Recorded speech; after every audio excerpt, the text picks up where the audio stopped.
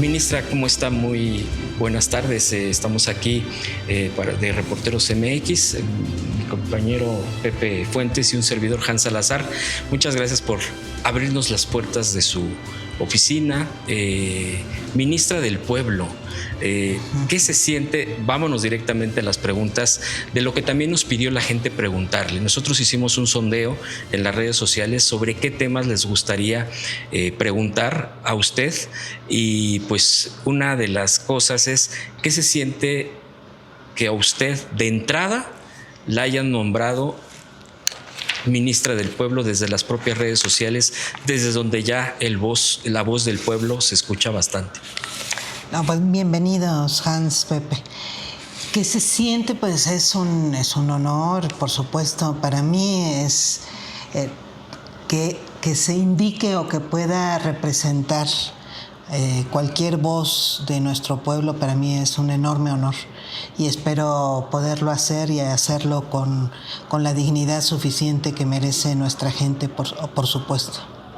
Esto también no quiero dejar pasar que intentaron, cuando viralizaron un video contra usted, pues en una situación que creo que es tan común en las familias, en las casas, es un tema que es cotidiano, pues, pero quisieron denigrarla, quisieron contrariar que un nombramiento, que una llegada, como una mujer con usted, una profesionista, pero quisieron pues golpearla.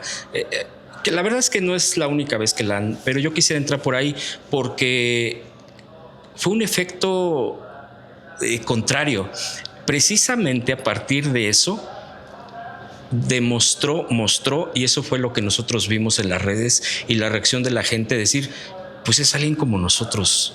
O sea, es alguien que puede tener un problema, un mal día, una mala tarde, algún tipo de fricción con el vecino o la vecina o no, pero que al final de cuentas me identifico, porque la propia Suprema Corte se siente muy alejada, muy distanciada del pueblo, y el pueblo fue cuando dijo, pues entonces la ministra del pueblo. ¿Cómo percibió eso precisamente cuando quisieron atacarla desde ahí? No, pues ha habido varios intentos en realidad y creo que hasta muy recientes fechas ha habido golpeteos constantes, ¿no?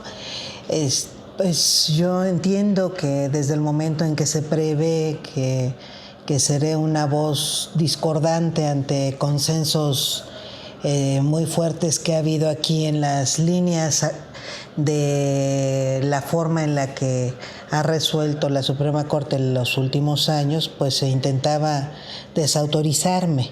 Entonces se buscaba desautorizarme por varias vías, ¿no?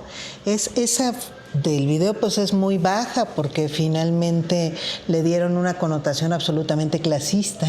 Entonces parte del tema era pues estar en una vecindad y como si los mexicanos, la mayoría de mexicanos viviéramos en residencias en Punta Diamante, ¿verdad? No es así. Pues sí, soy una persona que se creó en una familia en realidad bastante humilde. Mis padres fueron maestros de la SEP, de primaria, de secundaria, 5 hijos, no era fácil llevarla solventemente.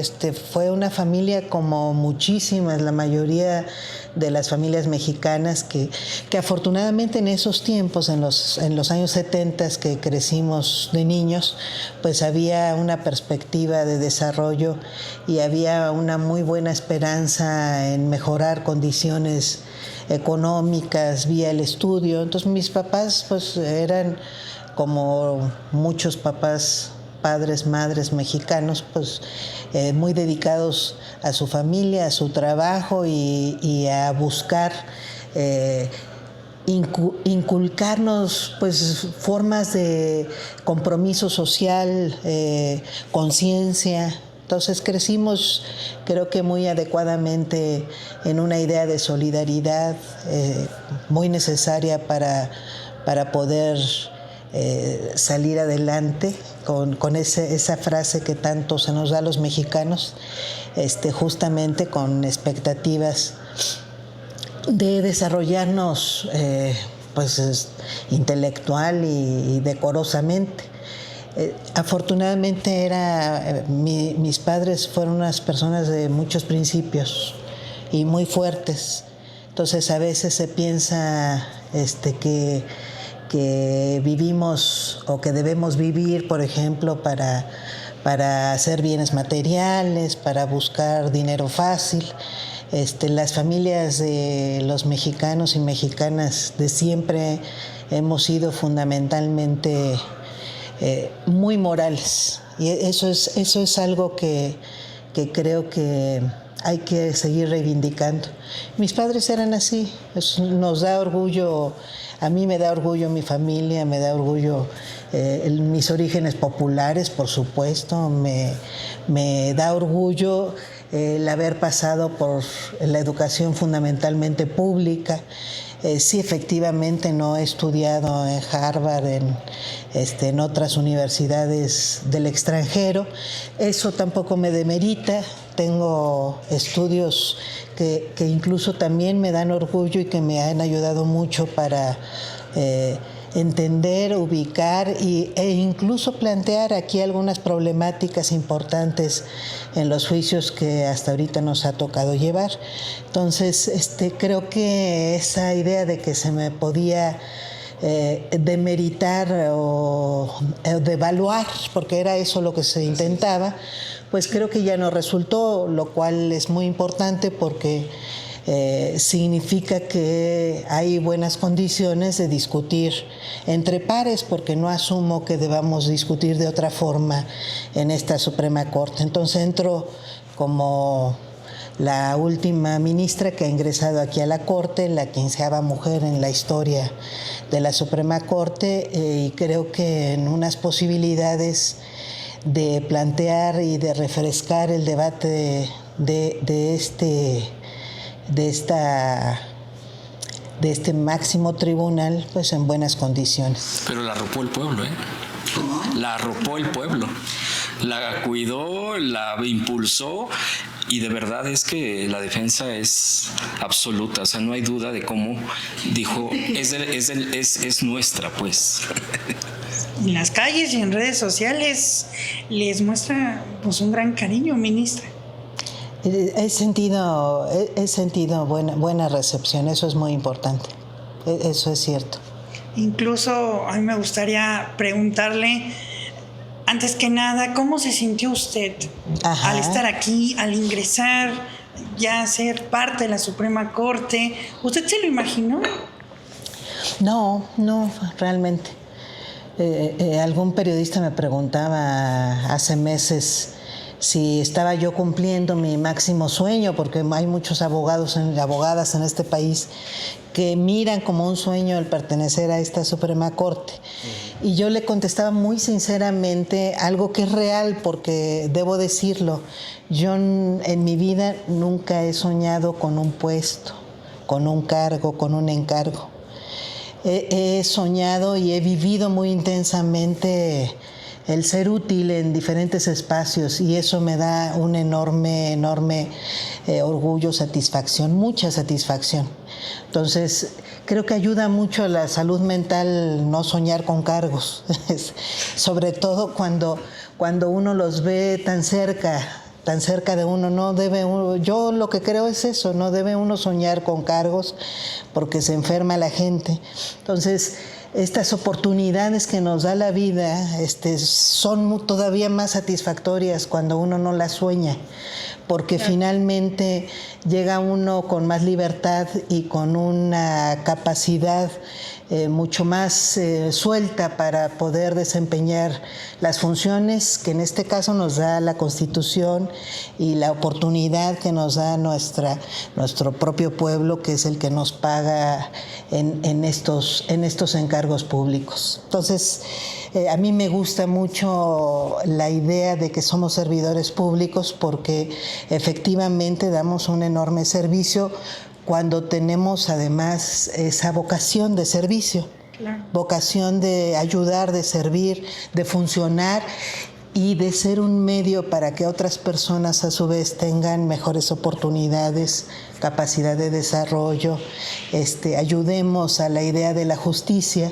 a construirla como realidad. Esa parte es pues un privilegio de la vida enorme, por supuesto, que voy a decirlo porque finalmente lo agradecí en el Senado de la República, se lo agradecí a los senadores y se lo agradecí obviamente a nuestro presidente, que fue el que hizo la propuesta en la terna ante el Senado, y el día de hoy pues simplemente creo que es esa posibilidad que no deja de ser excepcional, obviamente.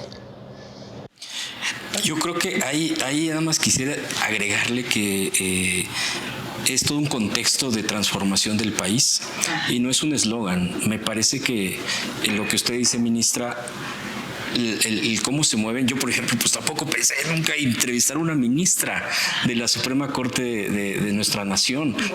Es la primera vez que entramos a este edificio, es la primera vez que nos dan esa apertura, como en este momento, a la oficina de usted, de una ministra del país, de la Suprema Corte de Justicia del país.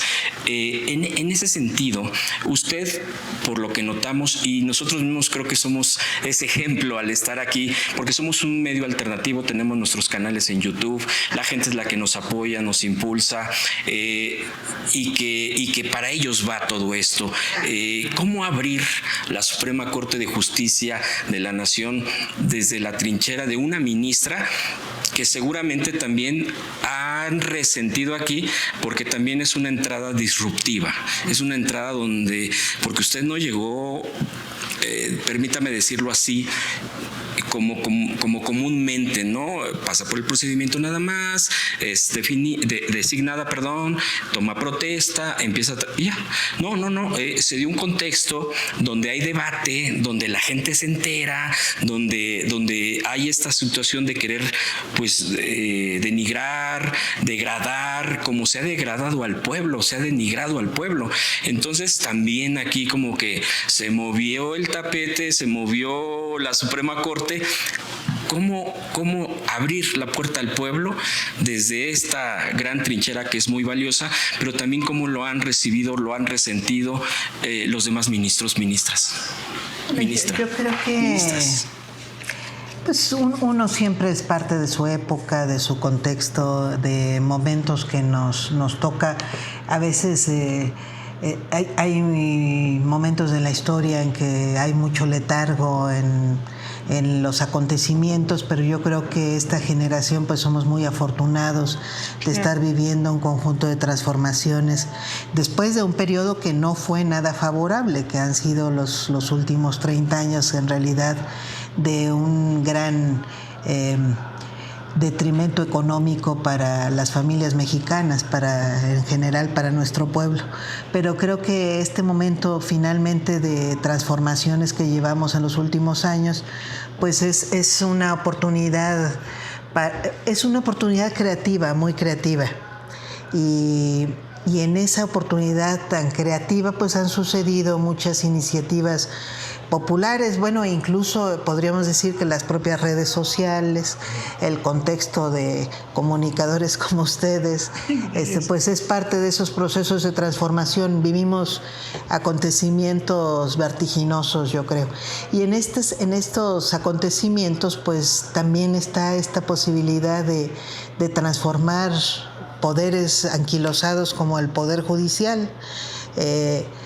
¿Cómo me recibieron? Bueno, ¿cómo ha sucedido? Pues es en realidad más, digamos,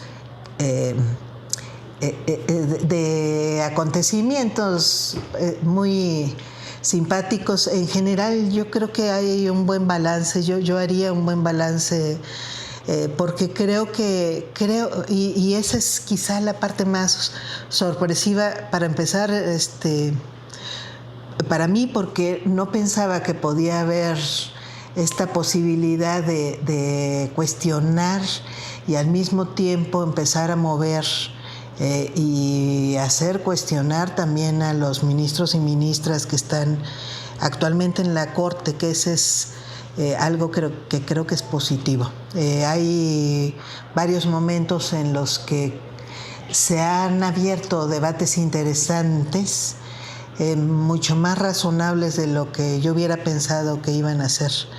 Con todo y que no hemos logrado desinclinar ciertas tendencias que hay bastante conservadoras en algunos puntos, sobre todo el económico, aquí en la propia Suprema Corte, pero creo que ayudamos a hacerlos visibles y eso es muy importante.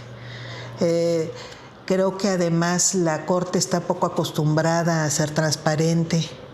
Entonces, parte de lo que ha ocurrido es que pues finalmente los últimos cambios, que tiene que ver también con los cambios predominantes en las tendencias políticas, los últimos cambios que ha habido aquí, no solamente en mi caso, pues también de los casos anteriores de ministros y ministras que se han nombrado, sobre todo en el último sexenio, pues han ido cuestionando algunas tendencias, ¿no? Pues han abierto esa posibilidad que incluso creo que pueden estar generándose ya algunos cambios en diferentes puntos que aquí no se acostumbraba a pensar. Entonces, uno principal en las últimas semanas ocurrió cuando cuestionamos este tema del proceso legislativo, que de hecho venimos cuestionando desde el propio Congreso, desde que nos tocó comparecer en el Senado, porque finalmente pues yo considero que es de los temas más alarmantes aquí en la Suprema Corte, que se tome la libertad de interpretar la Constitución de maneras muy excesivas y que en temas como este de la división de poderes se invadan facultades del Poder Legislativo, porque es parte de lo que ha sucedido, que la Corte ha venido regulando leyes o ha venido cambiándole las reglas de funcionamiento al Congreso cuando no tiene facultad para eso, y lo hace a través de jurisprudencias, lo hace invalidando lo que el voto popular representado en el Congreso de la Unión o en los congresos de los estados han venido resolviendo.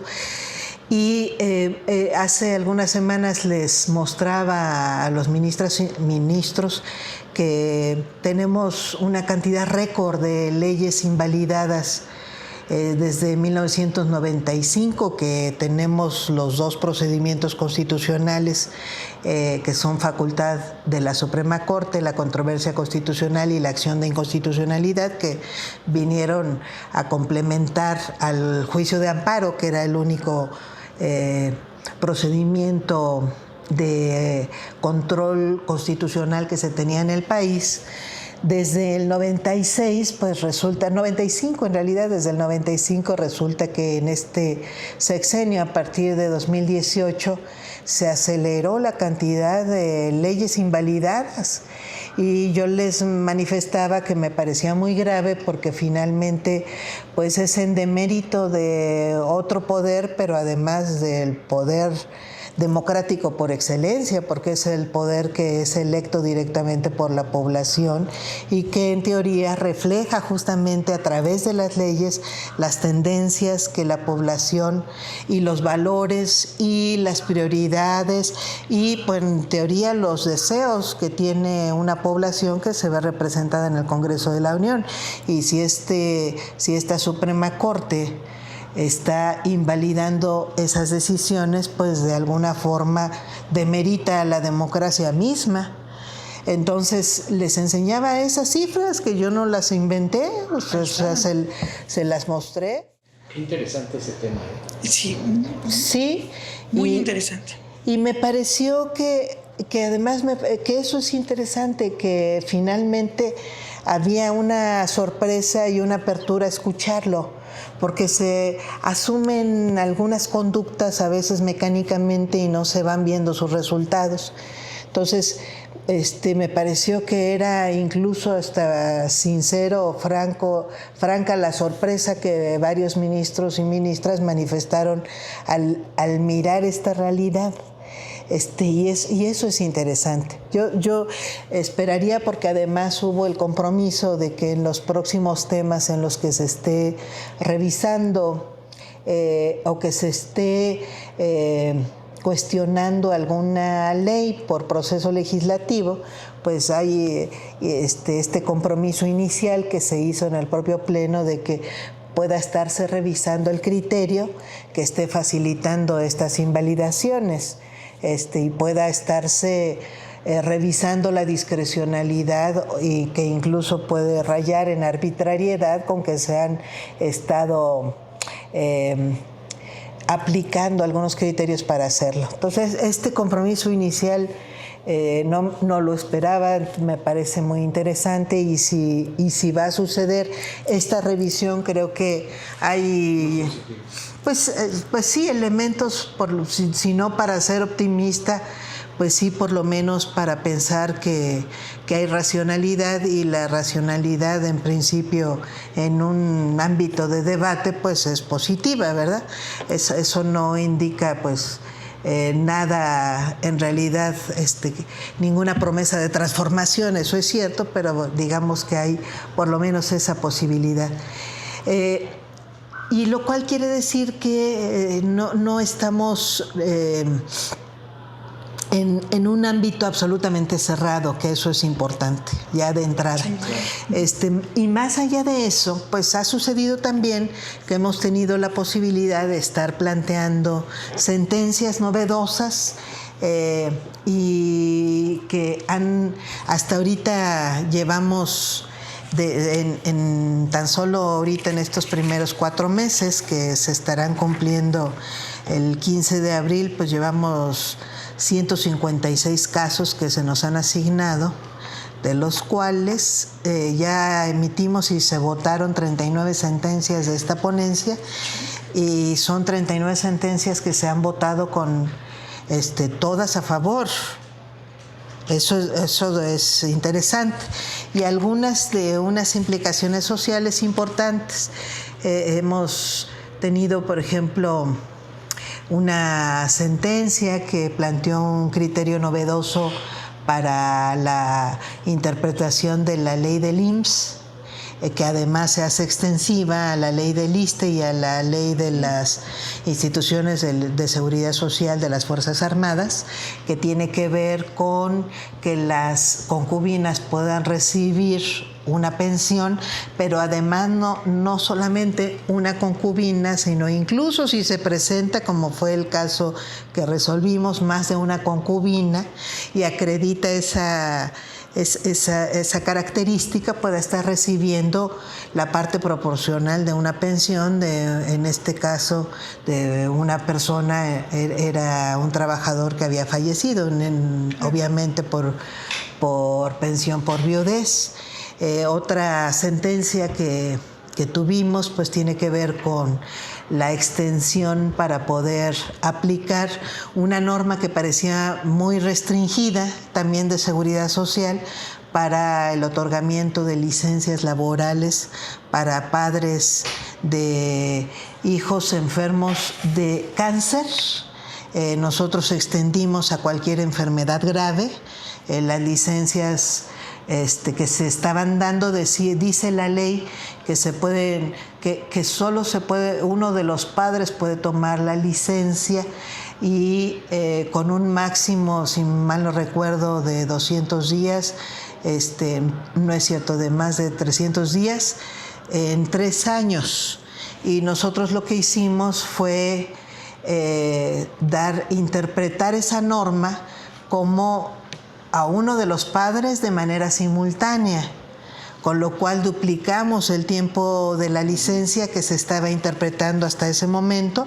Entonces, si es de manera simultánea, es un padre o una madre, pueden tomar los dos esa misma licencia para el cuidado del mismo hijo, lo cual obviamente pues es en beneficio del hijo con la enfermedad grave que requiere cuidados, pero también en beneficio de la paridad o de la igualdad de cuidados con que deben dedicar los padres el tiempo para sus hijos, que eso también es importante, que no se concentren las labores de cuidado en la madre o en el padre nada más, y podamos pensar que incluso hay una circunstancia de igualdad de géneros, que en general suelen concentrar estas labores las mamás.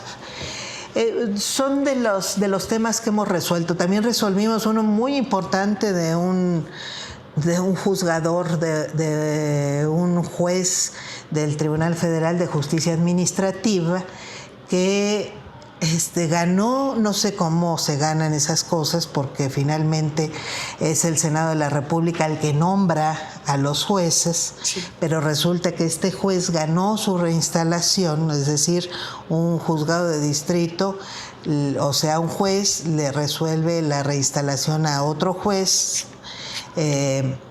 y ese juzgador no solamente, bueno, una vez que es reinstalado, entonces mete otra demanda ahora por 4 años después de que había dejado de ocupar el cargo, estaba pidiendo el pago de salarios caídos. Bueno, ya dijimos, es el colmo. Si yo interpreto que no tenía por qué haberse resuelto su reinstalación, porque son nombramientos por designación. Claro. Además, bueno, ya hubiera sido el colmo que se le hubiera querido o se le hubiera otorgado el pago de salarios caídos. Bueno, por ejemplo, tuvimos una mayoría que sienta un criterio obligatorio para que no se otorgue en ninguno de esos cargos, en ninguno de estos casos similares, pues pago de salarios caídos, que me parece, insisto, es el colmo, ¿verdad? Son de las sentencias significativas que hemos estado sacando en la ponencia. Entonces, pues hay pues esta posibilidad también de poder estar planteando sentencias favorables para la gente. Yo voy a insistir en algunos criterios. Hay uno que me parece que no nos ayuda a nada, pero que es muy común en el ámbito jurisdiccional, que es este criterio de no acreditar la personalidad jurídica a trabajadores o a personas que exigen un derecho social cuando no les está expresamente dado, que eso es difícil porque se entiende que son derechos de carácter colectivo, no siempre son acreditables personalmente, como es, por ejemplo, el caso de algunos derechos como los ecológicos o los derechos en materia de desarrollo urbano, cuando se afectan zonas urbanas y no se le otorga a un vecino o una vecina la personalidad jurídica para interponer un juicio contra contaminación o contra daños a la infraestructura urbana o posibles daños a zonas vecinales. Aquí, por ejemplo, no hemos logrado un criterio que les esté acreditando esa personalidad jurídica, que se entiende que tiene que ver con el interés legítimo que pueden estar teniendo respecto de estas problemáticas. Bueno, vamos a seguir insistiendo en eso, que creo que puede ayudar, porque además pues es parte de las preocupaciones en las que obviamente tengo y no solo interés, sino creo que obligación de atender, que son donde las personas han tenido menos posibilidades de defensa, que son frente a intereses muy fuertes y no pueden acreditar en derechos o en intereses difusos, pues no pueden acreditar estas formas de pelear en juicio este tipo de derechos. Entonces, pues es de los temas que traemos exactamente, que vamos a seguir insistiendo aquí en la propia Corte. Pero es de los comentarios que puedo hacerles de qué hemos estado haciendo y cómo nos han recibido y qué posibilidades hemos tenido de avanzar en algunos temas. Y es muy interesante los temas que nos aborda y también esta parte de que el Poder Judicial a veces toma funciones que no le corresponden. Por ejemplo, vimos lo de la reforma eléctrica, ¿no? Cómo la echaron abajo, y es una demanda pues popular que tiene el pueblo. Y en ese sentido a mí me gustaría preguntarle, ministra, el presidente López Obrador acaba de mandar el 5 de febrero un paquete de iniciativas, entre ellas está la reforma judicial. ¿Cuál es su opinión al respecto? ¿Cuál es su primera impresión de esta reforma, ministra? Yo creo que hay una necesidad más que obvia de democratizar al Poder Judicial. Y democratizar que tiene que ver con dos cosas. Que por origen los ministros y ministras pues no solo toquemos el piso, sino seamos muy conscientes de los diferentes problemas que tenemos los mortales o que tenemos en nuestra sociedad mexicana, y que en función de esa posibilidad de comprensión pues podamos por eso atenderlos.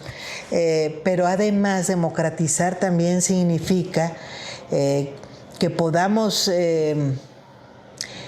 sentirnos comprometidos con el pueblo mexicano, porque parte de los temas que suceden es que hay un alejamiento muy fuerte, no solamente por el origen, que históricamente ha sido muy elitista el Poder Judicial, sino que además tiene que ver también con pues la percepción que se tiene en una ideología jurídica que justifica mucho esos alejamientos.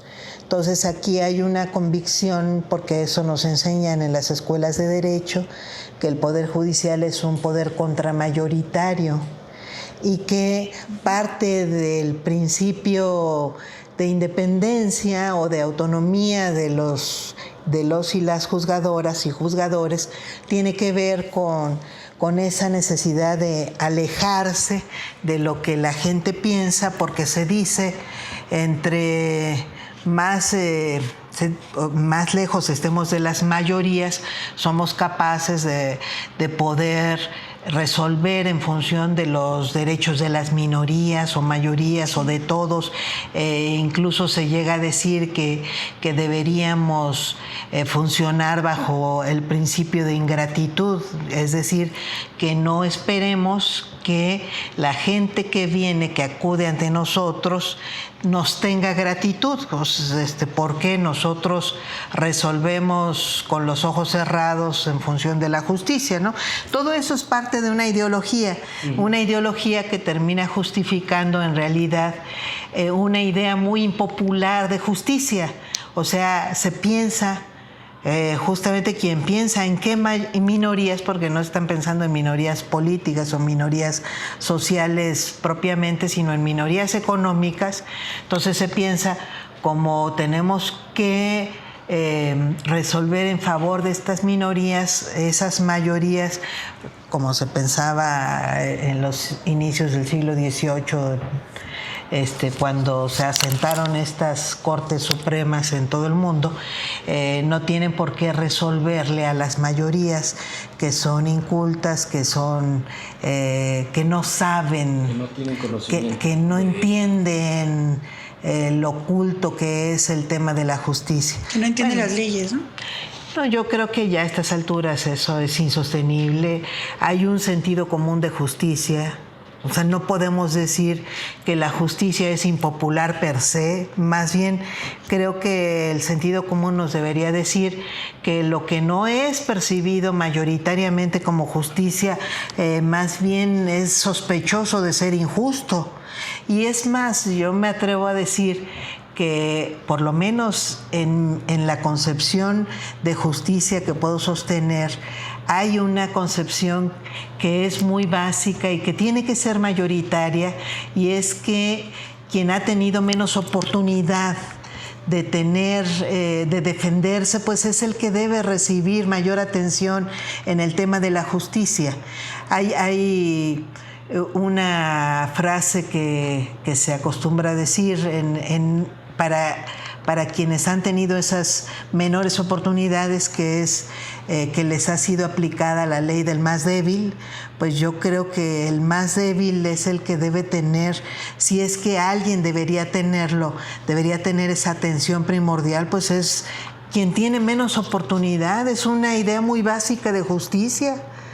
Y por lo tanto esa justicia que pensaría es de sentido común, o sea, si hay una justicia básica es buscarla para el más débil. Esa justicia de sentido común no puede ser contramayoritaria. Sí. Es más, me atrevo a pensar que si la sometemos a votación va a ser absolutamente mayoritaria. Entonces, pensar que la justicia es contramayoritaria es creer que vamos a resolver para los privilegiados, para el más fuerte, no para el más débil, en el que numéricamente se encuentran más personas. Entonces hay estas connotaciones que son muy ideológicas, pero tienen que ver mucho con estas ideas históricas de la justicia, que más bien tiende a pensarse injusta, y tiende a pensarse antidemocrática, y tiende a pensarse antipopular, que yo creo que ya a estas alturas deberíamos desechar, deberíamos transformar y deberíamos modificar para pensar que la justicia sí es mayoritaria y la justicia sí es popular, y que incluso hasta en el más fuerte hay una concepción muchas veces consciente de que le correspondería apoyar al más débil, que ha tenido menos oportunidad para defenderse socialmente, dentro de un concepto de justicia o dentro de un concepto justo de lo que debería suceder en una sociedad, que tiene que ver con las ideas de igualdad, con las ideas de no solamente de oportunidad, sino de resultado equitativo en las posibilidades y en las condiciones de vida de la gente. Entonces, esa que es partir de una idea de justicia que debe ser sinónimo de justicia social, no podría mantenerse como contramayoritaria. Y por eso es que pero todos esos son procesos, asumo, ¿no?, que ese es parte de las finalidades en las que tiene que desembocar una reforma democrática del Poder Judicial. Muy interesante. Ese proceso, de hecho, viene de necesidad de la gente. La gente misma dice, si hay algo que está pendiente en el... Bueno, hay muchas cosas pendientes, pero una de las cosas más sentidas es precisamente la justicia, porque dice, cuánta impunidad, y vean tal cosa, y vean esto, y pueden hacer, y quién va a parar este tipo de de abusos del poderoso o del adinerado o del que puede, y pues hago esto porque puedo, y tú vas a ver, no me conoces ni sabes quién soy. Y vas a ver, entonces es todo un proceso en donde obviamente ahora con el propio paquete que dice mi compañero, y ya para ir finalizando esta plática, que le agradecemos mucho esta entrevista, ¿cuál es la visión de usted, ministra? Claro, hay que esperar primeramente la propia elección. Estamos en las campañas, viene la elección, cómo queda el Congreso, la distribución de las fuerzas, porque pues para las reformas constitucionales pues se requiere de una mayoría calificada, etcétera. Va a venir obviamente no solamente ese acomodo, sino también las propias negociaciones, donde van a decir que sí, que no, porque igual también puede haber ese tipo de negociaciones. ¿Usted tiene esperanza de que pueda llegar a haber ese momento, ese marco de que las fuerzas también que se han resistido resistido a conservar esos privilegios, que se han resistido en esa ideología del elitismo, a decir, bueno, podremos reconsiderar ciertas cosas, igual no me gusta todo lo que están planteando en esta reforma, pero bueno, podemos ir poco a poquito, y esto sí yo voy a ceder, vamos a tratar de tampoco ser tan tajantemente opuestos a la propuesta, en este caso del presidente. ¿Usted ve ese escenario en un momento dado que, digamos, pueda haber ese tipo de negociaciones, ese tipo de apertura del lado más duro de esta composición elitista? Sí, bueno, yo asumo que va a haber una reforma al Poder Judicial. El alcance va a estar en función de cómo vengan las posibilidades de votación después de junio próximo, obviamente, pero no tendría yo duda de que va a haber una reforma al Poder Judicial. Y en esta reforma, pues creo que sí, creo que va a haber muchas voces que van a tener la inteligencia de poder, ya asumiendo que es inevitable, pues van a tener que opinar y por lo tanto incluso hasta pensar en que podrían estar matizando sus posiciones, por supuesto. Por supuesto. Sí, asumo que va a suceder, ¿eh?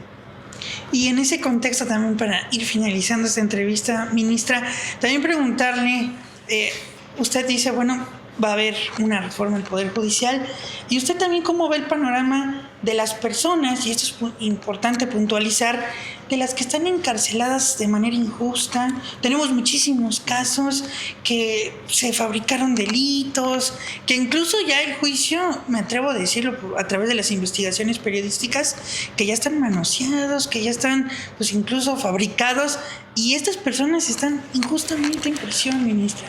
Sí, bueno, creo que están debatiendo, ¿no?, la posibilidad de legislar nuevamente en términos de amnistías, que creo que es importante. Hay varias revisiones que hay que hacer. Viene, entre otras, porque finalmente es parte también de los temas a debate, pues la prisión preventiva oficiosa y justificada tiene que ver con también que el Estado piense de qué formas alternativas puede seguir sancionando, qué temas son. Yo creo que hay una prisión preventiva incuestionable, que es la que se refiere a delitos muy graves, por supuesto. No asumiría que el Estado mexicano debería pelear ese derecho que tiene, porque finalmente incluso se le reconoce convencionalmente este derecho. Se ha querido creer que no es así, pero lo que dicen nuestros tratados internacionales, nuestras convenciones, es lo contrario.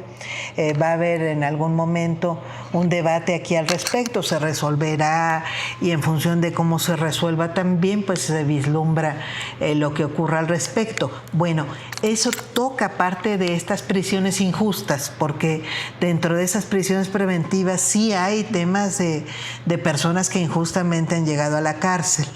Hay otra parte de personas que están en prisión, y no en prisión preventiva ni oficiosa ni justificada, sino más bien que tuvieron una sentencia, que tienen o alcanzan algún beneficio de libertad y no han podido acceder a él por falta de fianza o por falta de condiciones para hacer valer este derecho. Una persona que ya fue sentenciada tiene derecho a la disminución en función de su conducta, y hay personas que simplemente no llegan a hacerlo porque nunca tienen no tuvieron la defensa adecuada para defenderse en el proceso principal, pero a veces no la tienen tampoco para hacer valer sus beneficios preliberacionales, que eso es bastante grave. Entiendo yo que ha habido ya un activismo para estar promoviendo este tipo de casos ante realidades que son muy duras, porque hay cifras que se han comprobado de que algunos grupos sociales padecen estos temas mayoritariamente, como las personas indígenas, que hasta el día de hoy sigue habiendo personas que son procesadas sin haber tenido un traductor durante el juicio, sin que al día de hoy tengan conocimiento pleno de qué y por qué están encarcelados y en qué condiciones se encuentra este tipo, por ejemplo, de posibilidades preliberatorias. Entonces tenemos este tipo de injusticias, por supuesto que las hay y por supuesto que hay que atenderlas. ¿Qué posibilidades tenemos de que se resuelvan? Pues obviamente si el Estado las toma en sus manos y se hace cargo de ellas, pues tenemos menos condiciones de que sucedan injustamente este tipo de aprehensiones y de cárcel indebida o no del todo justificada. Y luego hay algunos otros temas que yo creo que son parte de reformas pendientes, que son laterales a una gran reforma del Poder Judicial, que tienen que ver con áreas de justicia, que es distinto, y que también deberían meterse en una agenda de reformas próximas. Hay un tema muy sensible, que es muy importante, que debió haberse ido de la mano con la gran reforma de justicia penal de 2008, que empezó en 2008, que se supone que concluyó de ejercerse o de aplicarse en 2016, pero que en realidad tocó muy escasamente el principal tema de la justicia penal, que es la investigación penal. Creo que ahí tenemos un tema muy importante, porque finalmente es el supuesto bajo el cual pues tiene que sentenciar un juez penal la investigación penal. Entonces, si hacemos una crítica a los jueces penales de que no están analizando de manera suficiente, que son muy inflexibles y muy formalistas a la hora de valorar, por ejemplo, los reportes policíacos, estos informes policiales que tienen que estarse presentando y que son la base de la apertura de las carpetas de investigación. Bueno, si somos duros y hacemos la crítica a los jueces, pues con mayor razón debemos hacerlas a los ministerios públicos, claro, para que pues se realicen las investigaciones con muchísimo más profesionalismo que se hacen. Hay en algunos países mejores condiciones de investigación, hay algunas normas que la facilitan. Hay países en los que la investigación empieza desde el propio policía, que tiene algunas facultades que no tenemos aquí, no para estar deteniendo a la gente nada más, sino, por ejemplo, para cerrar las escenas del crimen, para obligar a los testigos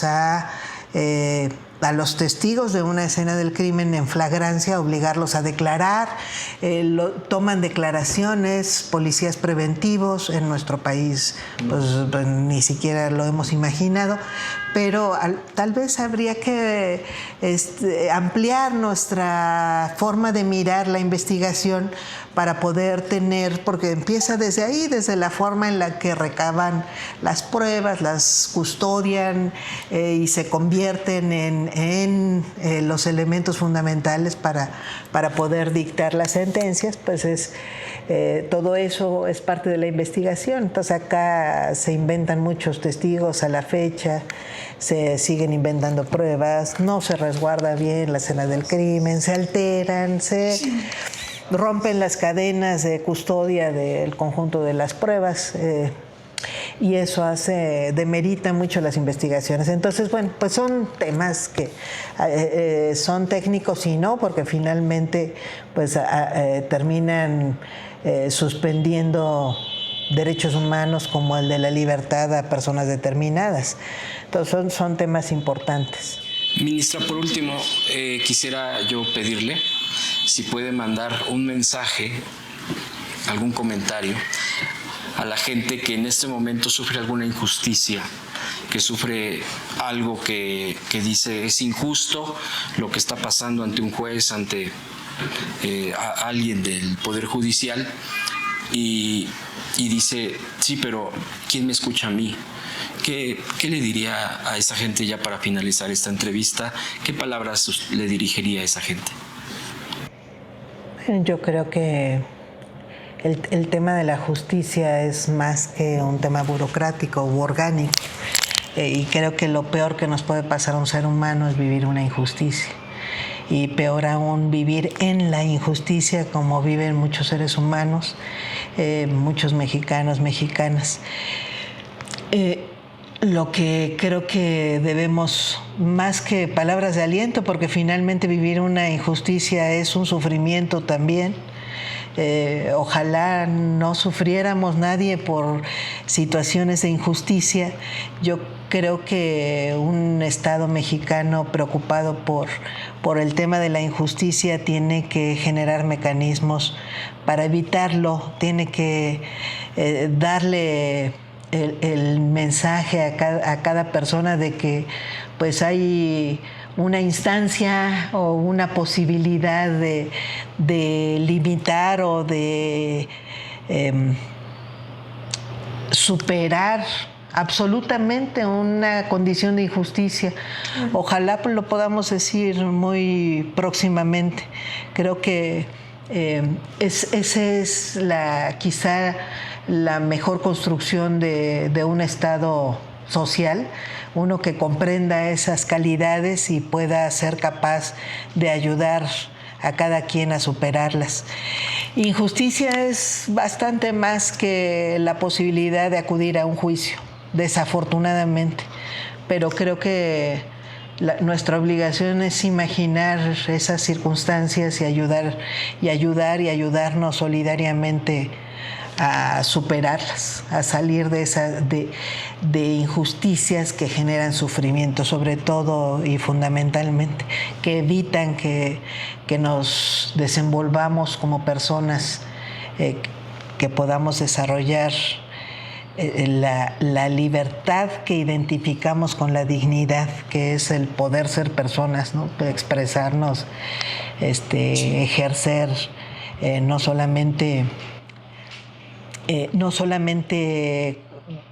vegetar, ¿no? No solamente sobrevivir, sino poder vivir, identificando esa condición con podernos sentir satisfechos por diferentes motivos como indicaría una condición humana, que esa es la condición de excepción que tenemos los seres humanos.